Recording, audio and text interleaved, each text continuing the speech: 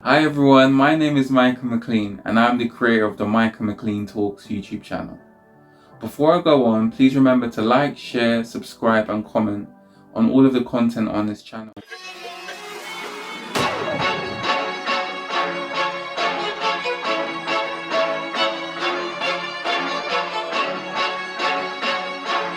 Thank you so much, Johnny Nelson, for coming onto my platform. You are a former professional boxer and you completed from 1986 to 2005. You're also the longest reigning cruiserweight champion of all time, and you held the title from 1999 to 2005. So thank you so much. Yeah, that's right. Yeah. When that's read back to me, I think, bloody hell, that's quite a while, that, isn't it? But yeah, it's a different. It was a lifetime ago. A lifetime ago. Thank you so much. The first question I'd like to ask you is, your dad, James Nelson, split up with your mum before you were born, and you did not get to know him until you were in your 30s. How did this affect your early life and upbringing? At the time, I didn't think it did, and as lately, when people psychoanalyze you growing up and what happened and what didn't happen, I'm told that it actually made a difference to a lot of things about how I look at relationships, security and safety. And I've always been a bit of a home bird, I've never wanted to travel the world. I've never wanted to do anything away from my mum's coattails. And I can remember Brendan saying to me, look, you're a mummy's boy. You're not going to do anything until you move on at home. And I'm like, no, not mummy's boy. What are you talking about? I went and told my mum. And but I was a mummy's boy. And I think when I spoke to my dad, when I eventually met him, when I was in my mid to late 30s, he asked me if I remembered him. And I said, what I do remember is you pulling up in a beige Cortina. I know it's a Cortina now and I'm an adult. Beige Cortina on Sydney Road where we used to live in Crooks. And you got out and you tried to grab me to put me in the car.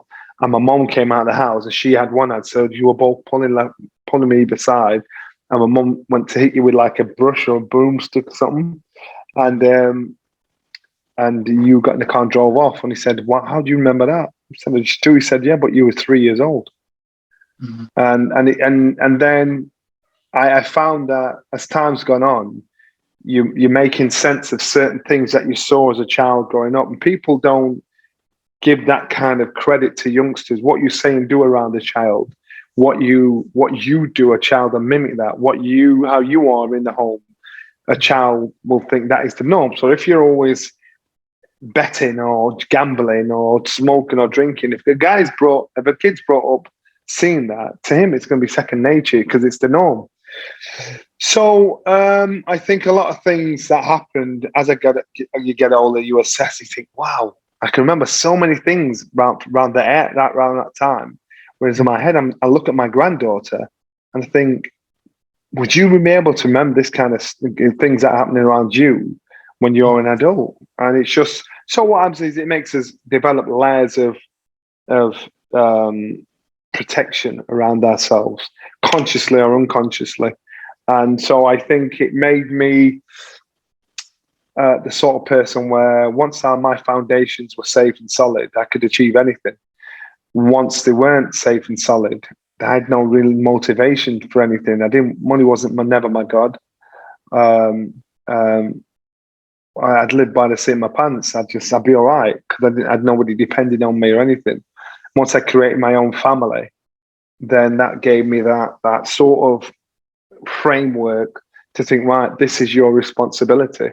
So no matter where you are, what you're doing, these are your responsibility. Me and my wife have split up now. We've split up 5 years. We've been divorced 5 years, but she lives next door. Our two daughters live next door to each other. So we're all here in like a commune because it's like on a farm. We're getting so much better now. It's untrue, but I still look on her as family. And it's very hard for people to understand from the outside looking in. All they see is your ex-wife lives there. I don't look at that. I don't look at it like that. Of course, she's my ex-wife, but she's the mother of my children. She's my children's family. So therefore, my children's family, she's my family. So once you can detach yourself away from the relationship aspect of your being, then you can then move on and have a reasonable existence, because we're both parents to children we love. So therefore, we want the best for our kids. We want to create some kind of stability or consistency for our kids. Just because parents split up, unfortunately, one parent or the other will try and maneuver and try and manipulate things to suit, instead of thinking about the kids. Our kids, no matter what ups and downs we've had, our kids know their parents are still here. They understand that we aren't together anymore. Debbie gets on with her life and she's in a relationship. So do I. And it actually works really cool. We should have probably done it 10 years before we got divorced. But it's how you look at things. And I think that's from, obviously it takes two people to do this, and you've got to be willing to do that. But I knew how important stability was as a young man growing up. And I knew that I wanted to try and create that for my kids. You know, I had an elder child, and I missed a trick there, and so I thought I don't want to repeat the patterns of my father, and so now my three daughters are good. You know, no matter what, they know their dad's here, because I know it's important. No matter how old you are, it's most important. Thank you so much for that answer. And it's just really significant what you're saying, even about, co-parenting, which is so important in society. And following on from that, I actually read your autobiography, and I found that you were an altar boy at a Catholic church. Pardon? Yes, I was, yeah. I was an altar. So my mum religiously took us to church every Sunday, and we went to a Catholic church. And so it wasn't until you got older, and you'd answer, "Mom, I don't want to go to church. Why have we got to go to church? We don't want to be there." We had to go to church. So and I was an altar boy until I was about 14. Oliver was my youngest brother. He was an altar boy until he was about in his late 20s, even that. And it was just part of our lifestyle. And again, you look at family. You look at the family structure, and how many families actually do that now? There's more families don't do it, and I do it. Do something together, even sit down and have Sunday dinner together, go to church, go to mass together, do something as a family together. Unfortunately, the essence, the trueness of family is being lost as time goes on, especially with social media. Kids will just sit in their bedroom all night on the phone, not socializing with their family, not socializing, interacting with other people. So you're not developing your people skills. You're not developing the relationship you have as much as what you should do. And I noticed that my mum had just passed away, and I look back at our structure, and our structure is so different than it was then. And I thought, no, you know what? The one thing I've got to be is consistent in regards to my presence around my kids. My mum made us go to church. She made us do something at the time. Damn, I look back on those days and think, you know what? I'm glad she did. I'm glad she did that. I'm glad she made us do that as a family, and no matter what. So to me, I think it's a good piece of good structure for one to develop your sick kids, to develop yourself individually. Thank you so much. And can I just ask, how did your Catholic upbringing influence your values, and what is your view on religion today? Well, I do suffer from a religious guilt, like most of us do. But now my Catholic upbringing, again, it gave me that focal point, that focus point. Now, as a Catholic and I'm adult, I believe in God. And you look at all the religions, and every religion. It's not the religions that are the problems. The people in the religions. And so they say he's a Muslim there, he's a Jew there, he's a Catholic there, he's a Jehovah's Witness there. It's not the religion, because if you read the Bible, you read the Quran, you read the book, they're all telling the same story, but from a different angle, about a different prophet that is one step close to God. So you're taught as a youngster to pray, get on your knees and pray, every morning, every night. My relationship with God is my relationship with God. I will talk to God, and I will ask for forgiveness. I will appreciate what I've done. I'll appreciate the clear sky. And I'll appreciate everything I've got, and I'll say thank you. That's my relationship with God. Nobody can tell me, well, you're doing it wrong. And so what happens is society tries to mold people into doing it a certain way, to say, if you don't do it this way, you're wrong. And again, it's not the religions that are the issue. It's the people in the religions and their interpretation of religion. So one, being brought up a Catholic has made me, I believe that there's a God. And I believe the respect is a must. As yet, I'm human. So I'm not saying I don't sin. And I'm not saying I haven't sinned. We use sin. But I understand the difference between good and bad. I understand to ask for forgiveness. I understand that people are people. And so I understand that when we leave here, our body will be here, but our soul will go somewhere else. Our spirit will go somewhere else. I do believe in that, and I'm not ashamed of actually saying that.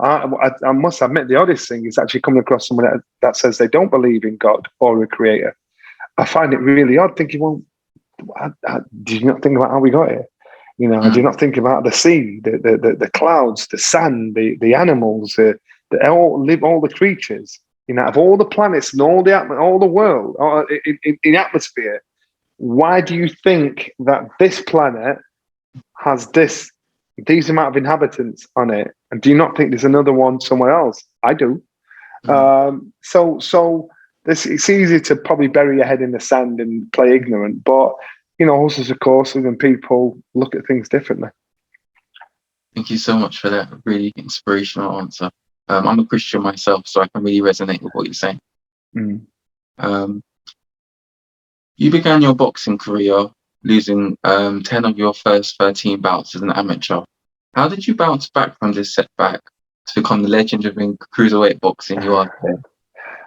Well, again, it goes back to upbringing, and the upbringing was, once I found stability and where belonging, I stuck. That was what was most important to me. I never thought I was any good as a boxer up until becoming a world champion.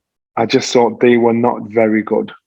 You understand? So I looked at things back to front. I didn't think I was good. I just thought they're rubbish, and so I didn't have the confidence to match my ability. And I went to the gym because I made friends at the gym. All my friends were there. The downside of that was having to box. So I didn't care if I won or lost as an amateur. I was just with my mates having a laugh, and because we couldn't knock about on our doorstep because mum wouldn't let it happen.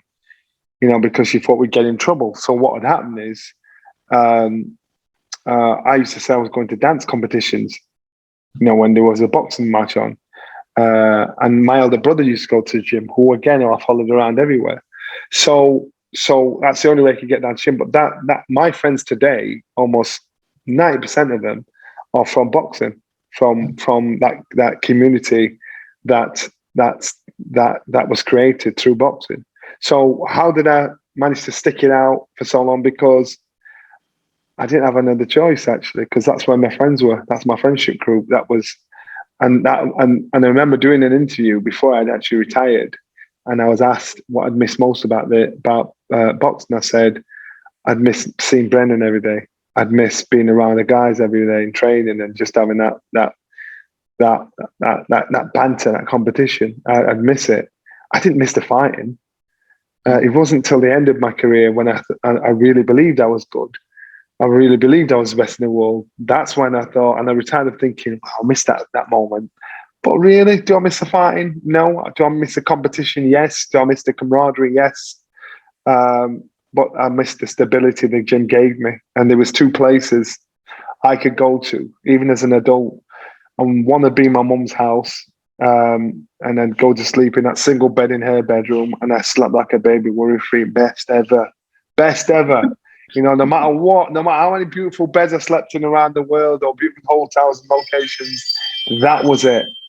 And the other would have been the gym, whenever I walked in the gym. And that to me was the place to be. And on Super Bounce tonight, an Anglo-German confrontation for the European Cruiserweight Championship between Britain's Johnny Nelson, there he is, and the German Marcus Bott. Nelson, who's already had one bid for a world title, which ended in a draw. He didn't do himself any favours at all that night. He's looking to rebuild his reputation, getting last-minute instructions there from manager Brendan Ingle. And Bott in the other corner, unbeaten in 10 fights, 7 of them by knockout. He's 28, 5 years older than Nelson. Referee is Signor Lorenzo Casatini from Italy. Big crowd here at the Europa Halle in Karlsruhe, which is just a few miles from Bott's home at Pforzheim.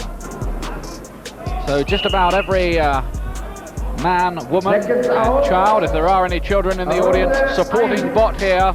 Hometown advantage. It's a big one in these European title fights. Due to go 12 rounds, Nelson, let me remind you, in the white shorts. And this could be the classic confrontation of styles. Nelson very much the jab and move kind of stylist.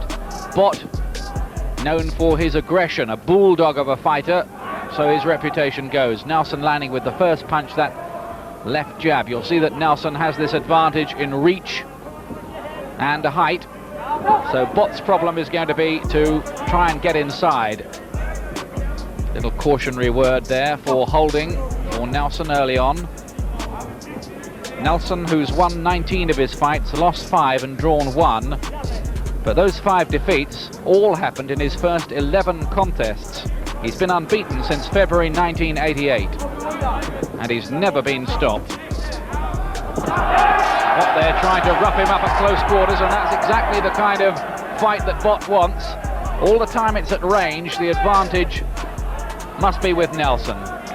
Nelson, fast, elusive, a typical Brendan Ingle stable boxer. Style rather reminiscent of that of his stablemate Harold Graham, who recently lost in a world title attempt at middleweight against Julian Jackson. Good sneak right there from Nelson, mixing up the punches well, and Bott looking a little bit befuddled by that. What are 3 core qualities every aspiring boxer needs to have if they want to thrive at either amateur or professional level? Self-belief, a mentor, and determination. During your career, you had 59 bouts, which resulted in 45 wins, 12 losses, and 2 draws. Who are the 3 toughest opponents you have faced? Wow. Why? 3 toughest opponents I faced. One was Guamalo Jones. Guamalo Jones was a drug cheat. And I can remember fighting him, and this guy just wouldn't tire. And he kept coming, was like the rubber man. I'm like, oh my God, this is a nightmare. I got a draw. I kept holding my world title. Consequently, this guy had failed drugs at least 4 times in his career. So he was a cheat, and he'd always be bounced back somehow, just with a little slap on the wrist. Another one was a guy called Marcus Bott. That was in 1992 for the European title. To me, I thought I was living. It was almost death, man. I was hitting the ribs in about the second round. Got my ribs broken. I couldn't breathe. I was exhausted. My feet were hurting. My hands were hurting. My feet were burning. And this guy again wasn't letting go. He just, and the fight to the end, I managed to knock him out about a minute before the end of the fight. And again, consequently, he failed the drug test. So I'm fighting tooth and nail to try and hold on. But again, and then the other one, I'm trying to think.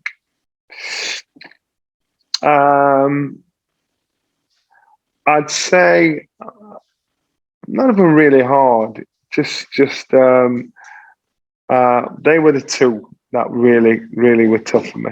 Really tough for me. Thank you so much for that answer. And Brendan Ingle, your boxing trainer, believed in your ability and stuck by you throughout your career. I read about your relationship with him in your autobiography.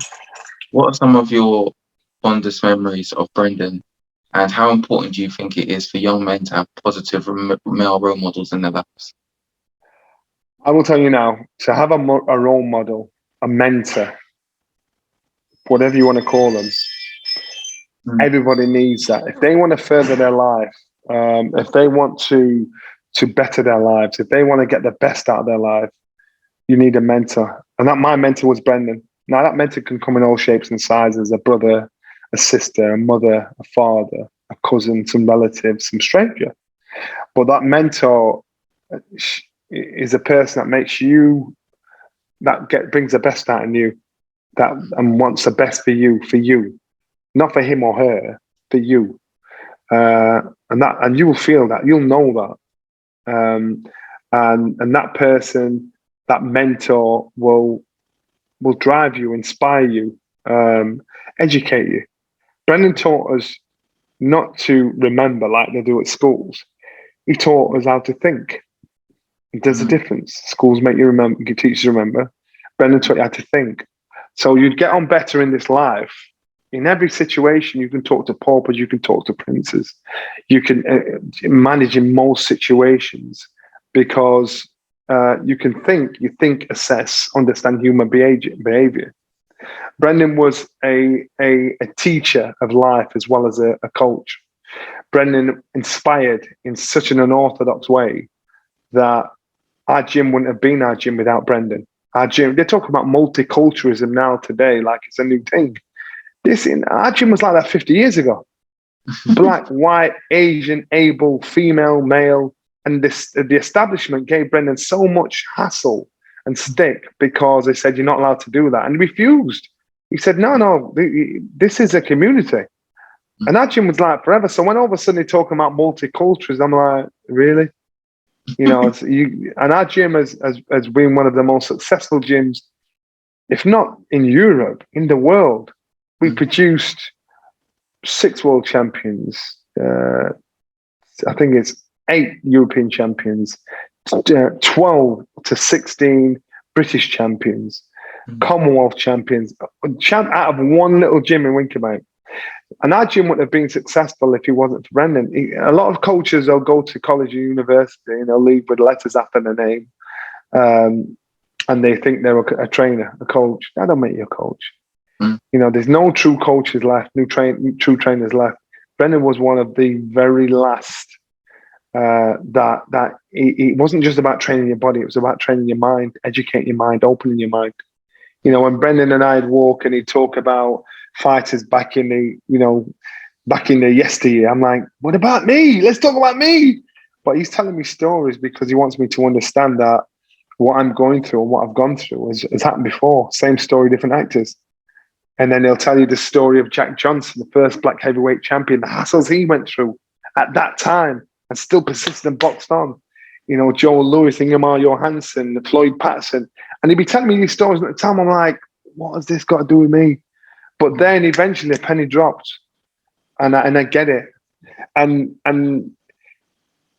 I've learned so much about as I am as a father, as a man, as an individual, as a friend, as a family, as a brother.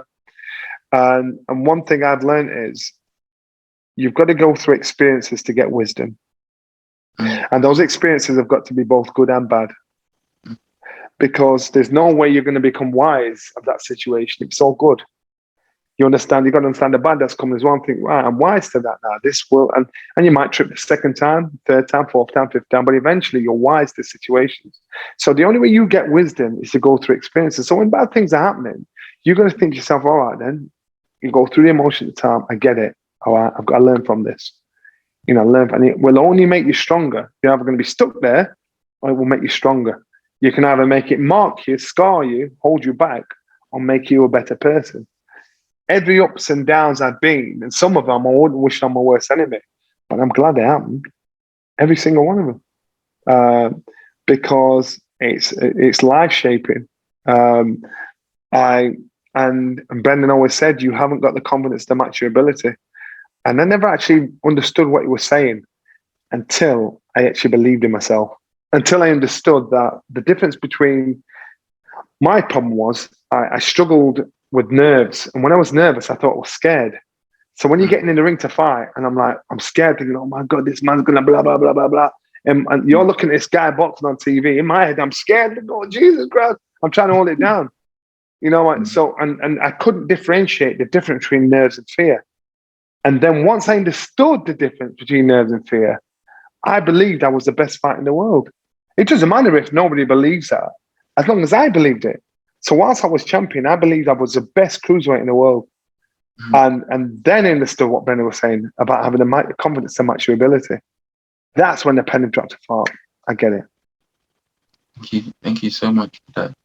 And when in 1993 you suffered appalling racial abuse when you went to fight David Russell in Melbourne.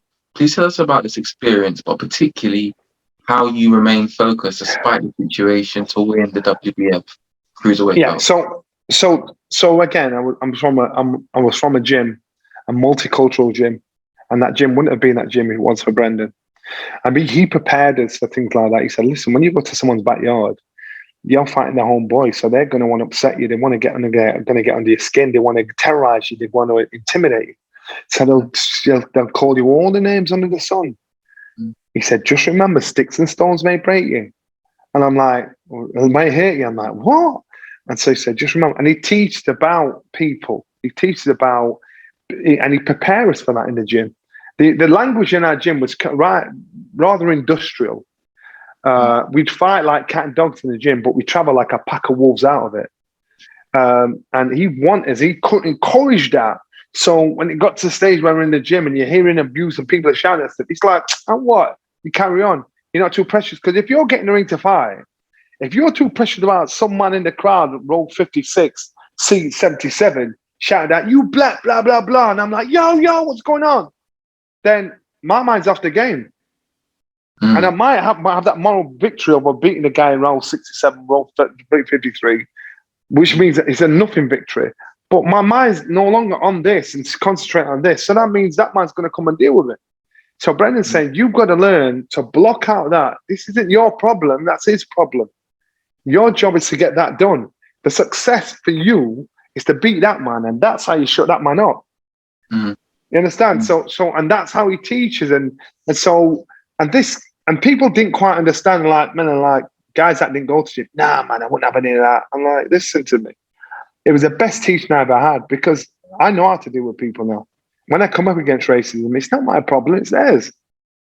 And so then you deal with it how you want to deal with it. You know, if you either remove yourself away, but never be a bystander, never let these things run. You've got to say something.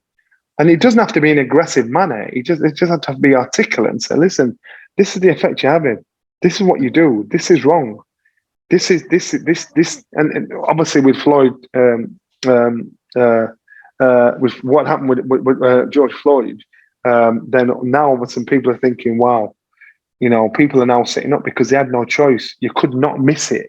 So people are now talking, you know, and we've always been like that to the point where you think, you know what to deal with. Sometimes you better have to lose in a battle and winning a war. Be patient. And that was for my parents, you know, you keep your head down, but make them pay attention to you because you know what they're going to say about black people. That, you know what I mean? But as we're getting older, our kids now like, no, we ain't having that. The kids stand up and say, no, that's not right. Brendan taught us how to handle it. When you're in the lion's den, in foreign situation, the people are putting you pressure. So with Dave Russell, I remember getting into the gym and they were shouting, you black bastard, spitting dashing water at me. The safest place for me was in the ring. And I'm with Brendan's son, John, you know, little white guy. So we're both running into the ring and he's like, shit. So we're in the ring now. So now in my head, I'm thinking, they're going mad. They're trying to intimidate me, trying to get me because they're backing the boy. Now I'm boxing this guy. I'm thinking, if I knock him out, they're going to try and lynch me. If I get beat up, then I've lost. You know, I can get beat up, so they let me off, but they're still going to abuse me when I'm coming out. No, I ain't doing that. So I was hitting him, just to the point where I'm about to wilt, then I'd stop. So I wanted him to give up. So in a way, it was for his fans, no matter what ideology they had in their head, when their hero, you know, gave up because he was catching too much of a beating, not because I hit him, because he just couldn't take it. To me, it was a little psychological battle to think, I've got to be smart how I do this, but I can't let him get to the final battle. Because if they do, they're going to rob me and they give me the decision no matter what. And I'm beatless, man, to the point when he'd almost fall and stop and step off. Anyway, he took sort of that. I think he finished. He didn't come out of the ring for the end of the 11th round. And that was the best thing that could have happened. But getting out, they were now, by the assessment, they were pissed off. They were upset. So I got into the dressing room, and there's a mob waiting outside. Oh. And outside, 2 hours now. It's summertime. We're in Melbourne. And we're stuck in the dressing room. So the police said, look, there's a mob waiting outside. We're going to have to get you in a car and get you back to your hotel, but you have to stay in your hotel. Our flight wasn't for 2 days after. So I said, okay. So there had 3 identical police cars outside. I had to throw a towel over my head and my arms so they couldn't see it was me. And they got 2 other people to do it. And then we all ran into the police cars. And then, and as we ran into the police cars, then the cars just sped off into the night. Now, I remember sitting there in the car watching them chasing after the police car. My police car, I'm thinking, where the police? And then driving hard after the police. Police got sirens and everything. I'm like, wow. You know, so of course these things are done to intimidate you. There's a lot of ignorance there as well. But this ain't my problem.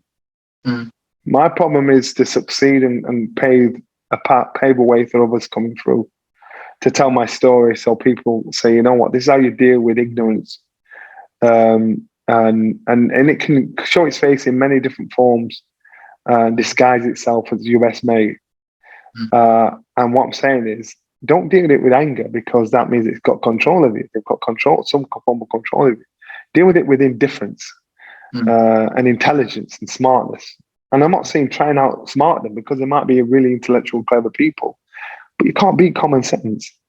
And if you use common sense and morality, then you think, you know, morally, you guys are you're wrong. But yeah, I'm not going to listen to that. Use your common sense.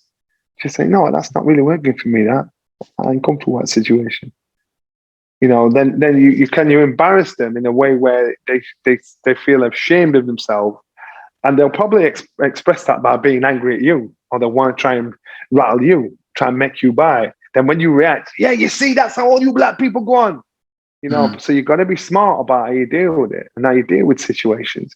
And I'm not saying wipe your lid and turn the other cheek. What I'm saying is use your brain, because remember, this has been going on for hundreds of years. It's only now that people are getting smart enough to catch you on a camera, you know, to expose you that way. Or Brendan always said, always have a witness.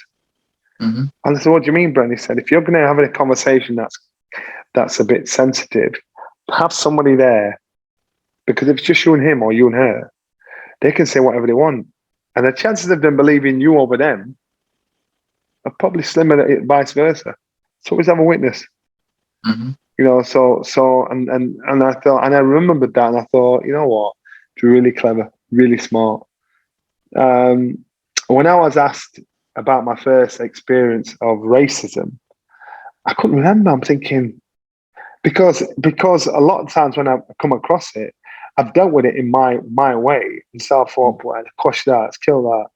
Then thinking about it, a few things happened. And my earliest memory was being at school, in infant school, when it was coming up to Christmas, and the teacher, her daughter was in the class, and our school was a Catholic school, and there was one or two not nuns as teachers, and some normal teachers, and me and the teacher's daughter had the job of painting the manger, you know, painting baby Jesus, Mary and Joseph, and the statue in the manger. And I started to paint Jesus brown. I'm only about 7, maybe even younger than that.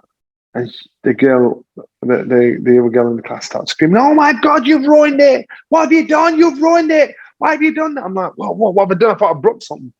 And then, what's happened? You've painted him. I went, yeah. And what's up? She said, you've ruined it. Jesus, he's not black. I said, he's not white.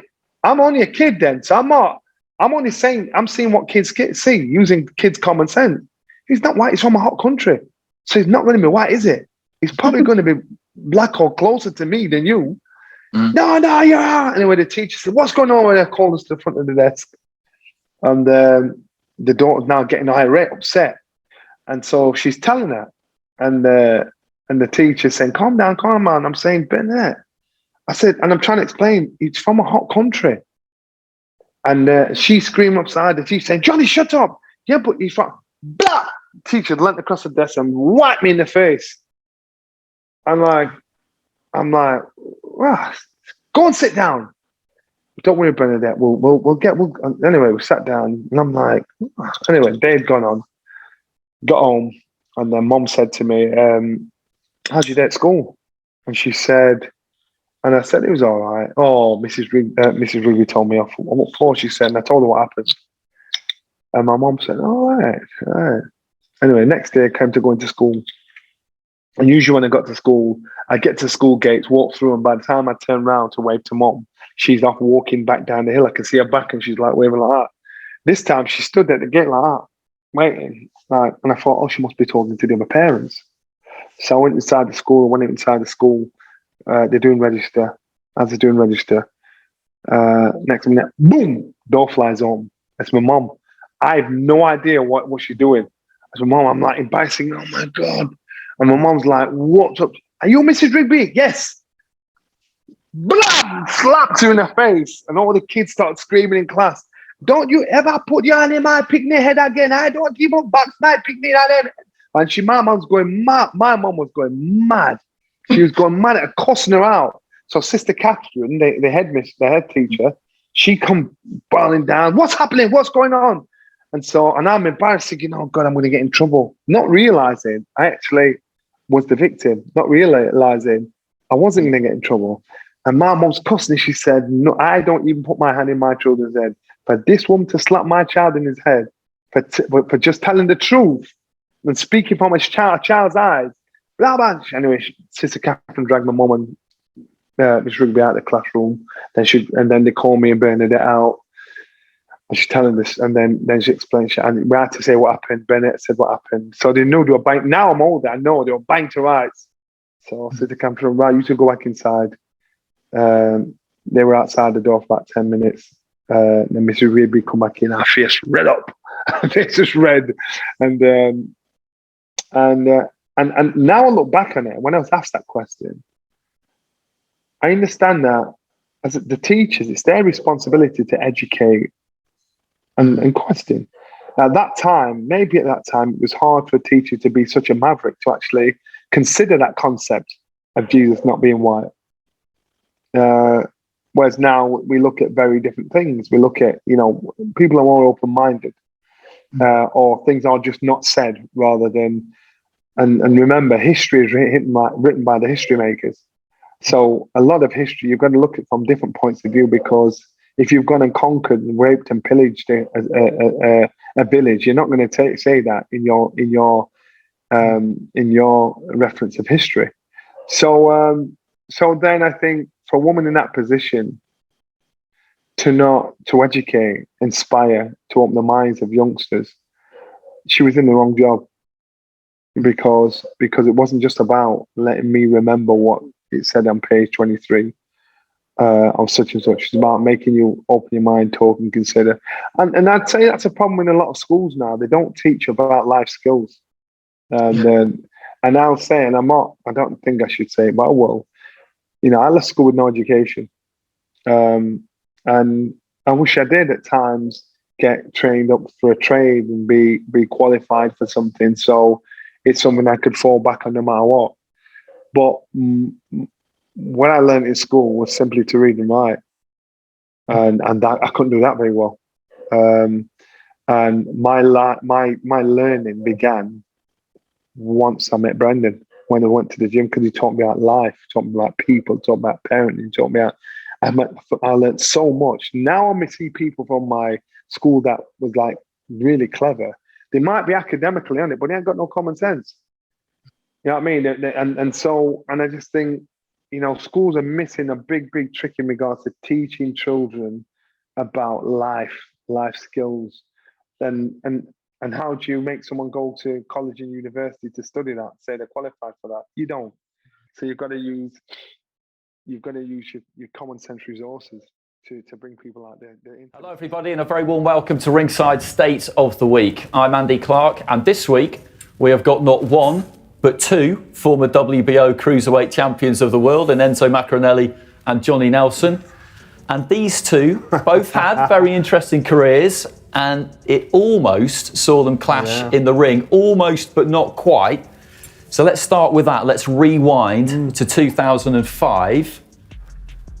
You'd had differing kind of careers up until that point, differing styles. How would you have described yourself at that stage, Enzo?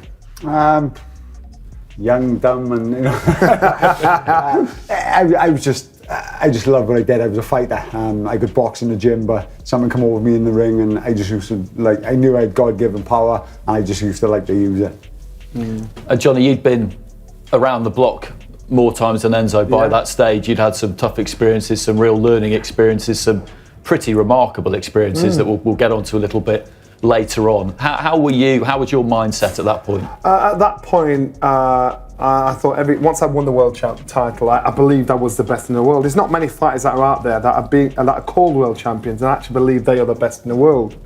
When I became world champion, I believed I was the best. I'd heard about Enzo. I'd watched Enzo. I was kind of a fan of Enzo, and I think he was being pushed heavily by ITV at the time, and I kept my eye on him. But the last time I boxed on ITV was in 1990 when I boxed Carlos Stalin, the famous board draw.